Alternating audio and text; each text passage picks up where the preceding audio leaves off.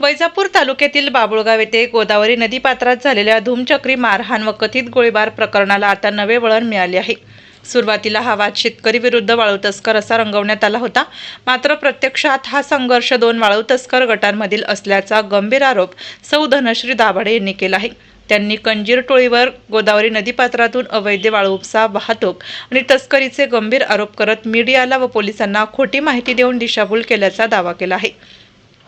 सौ दाभाडे यांच्या म्हणण्यानुसार श्रीरामपूर येथील वाळू ठेकेदारासोबत त्यांचे पती अर्जुन दाभाडे नदीकाठाच्या जागेवर गेले असता तेथे कंजीर टोळी अवैध वाळू तस्करी करताना दिसली।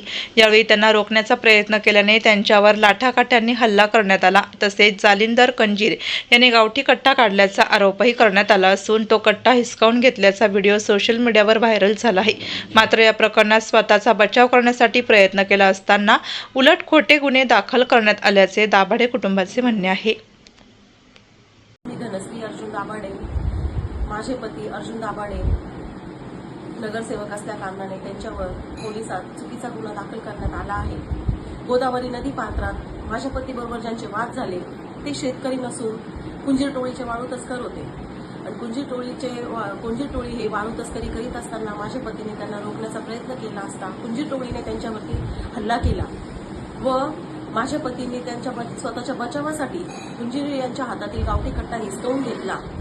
तेवढाच त्यांचा व्हिडिओ व्हायरल करण्यात आला व कुंजीर टोळीवर गुन्हा दाखल होण्याऐवजी माझे पती अर्जुन दाभाडे यांच्यावरच गुन्हा दाखल करण्यात आला आणि शेतकऱ्यावर हल्ला केल्याचे दाखवण्यात आले आहे। त्या ठिकाणी शेतकरी कोणीही नसून दोन्ही वाळू गटांमध्ये वाद झाले आणि योगायोगाने संभाजीनगर येथील एनसीबीचे पोलीस पथकही त्या ठिकाणी पाहणीसाठी आले होते। त्याच वेळी नदी पात्रात हा हल्ला झालेला आहे। कुंजीर टोळीवरही गुन्हा दाखल झाला पाहिजे अशी माझी मागणी आहे।